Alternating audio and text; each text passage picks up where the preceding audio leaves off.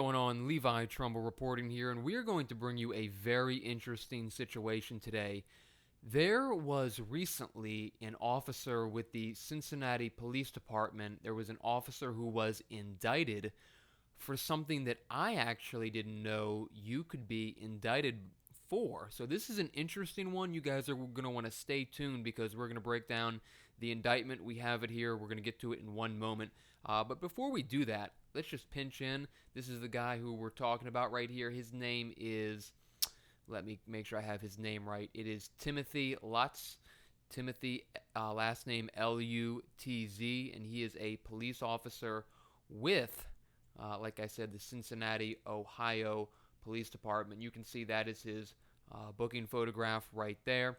And then from here, we want to take you to, this is an article about him, and we'll read you some information about it. It's not laid out as well in the indictment, but I just want to read to you from this article, which is from the Cincinnati Enquirer, where it says that a Cincinnati police officer was indicted on Monday on charges whereas he allegedly accessed a law enforcement database to obtain personal information about a 19-year-old woman.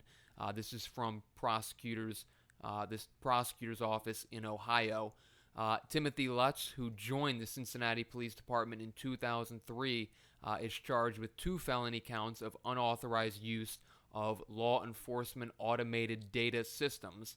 In December, Lutz accessed the Regional Crime Information Center database, a long-standing information hub used by multiple law enforcement agencies in and around Hamilton County for decades. It says that he made about $86,000 a year and that his age is between 51 and 60 years of age. What it doesn't say, which I find interesting, is, and maybe they don't feel it's necessary to indict somebody, but I would be curious to know why this guy who was between 51 and 60 was trying to contact this 19-year-old woman. Something tells me that it very well could have been for personal reasons, like maybe he was into her, and so he used a database to try to get this information about her. Again, that's not as clear, but if it was an emergency situation, here comes the common sense department, right?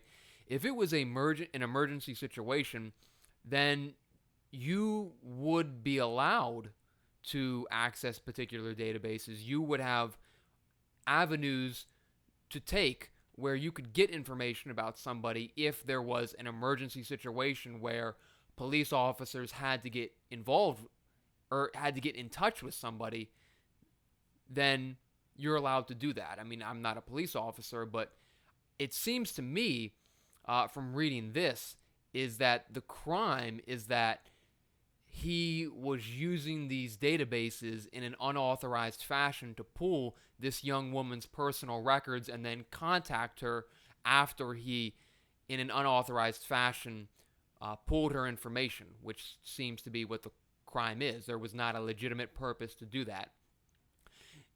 Excuse me.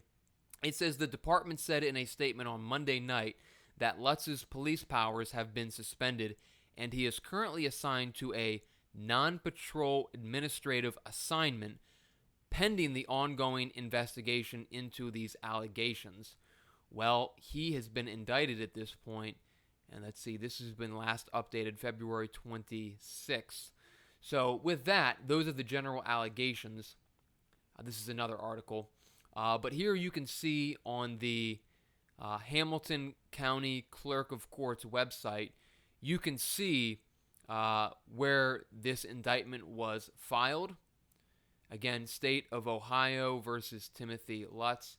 Let's pinch in so you can see that a little bit. As you can see right there, State of Maryland versus Timothy Lutz. This is going to be the judge in the case, and it was filed February 26th, so the same day as that article that I was just reading you.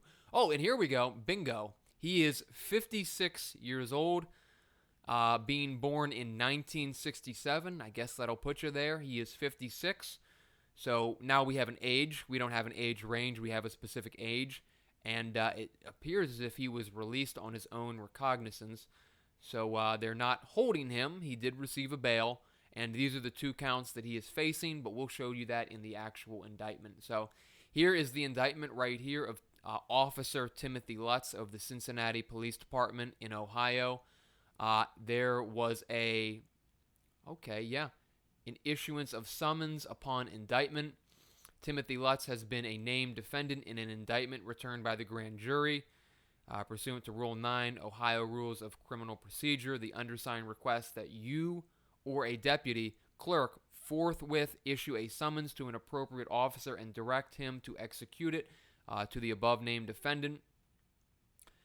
And this is the indictment right here. Case number B2400738. These are the 2 counts. First count, the grand jurors of the county of Hamilton, in the name and by authority of the state of Ohio, upon their oaths, do find and present that Timothy Lutz, on or about the 6th day of December in the year 2023, at the county of Hamilton and state of Ohio, knowingly, and this is the crime right here, knowingly gained access to, attempted to gain access to, or caused access to be granted to, or disseminated information gained from access to the law enforcement automated database system created pursuant to Section 5503.10 of the Revised Code without the consent of or beyond the scope of the expressed or implied consent of the chair of the Law Enforcement Automated Data System Steering Committee in violation of Section 2913.04C of the Ohio Revised Code and against the peace and dignity of the state of Ohio. And it seems like it's going to be for the second count, it's going to be the same charge, except the first one was on December 6th. Count 2, allegedly he did it on December 7th of 2023. And again, it's the same charge of accessing information, I guess, without the whatever procedures they have in place. He superseded those procedures and went forth in gaining that information. Here is a copy of his bail, recognizance for appearance. This is, they released you and you have to essentially swear that you will appear in court when you were expected to be in court. So that is that right there. But just a very interesting set of circumstances. I guess the only real question that still remains out of this situation is, what was his purpose? Why was he trying to contact this individual? Evidently, the allegation is that he was not allowed to, he did not have permission to, he did not undergo the proper procedures to contact this person. So what was his aim and object of doing so? Was it to express romantic interest in this young woman? Again, anyone's guess is as good as mine. But again, you can see these headlines right here, and we'll bring them to you. Cincinnati Police Chief releases statement about officer indicted. Cincinnati police officer suspended without pay after indictment. Cincinnati cop used database to get info of 19-year-old, and so on and so forth. But yeah, faces, and these are felonies, by the way. These are 2 felony charges, in case I did not make that clear before.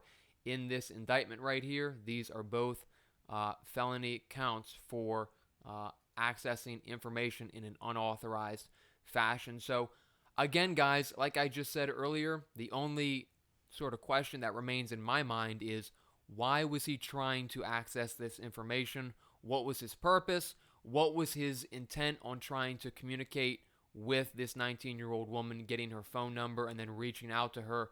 Why was he trying to do that? Obviously, all that evidence will come into play during trial, if there is one, if he doesn't plead out before then. But nonetheless, we will stay on it. An interesting case, not like one that I have seen before, and pretty weird for someone to do that. Again, we don't know all the evidence against him at this time, but with that, we'll stay on it, and we'll catch you guys soon. So with that, Levi Trumbull reporting in Frederick County, Maryland, and we will catch you guys very soon. Take it easy.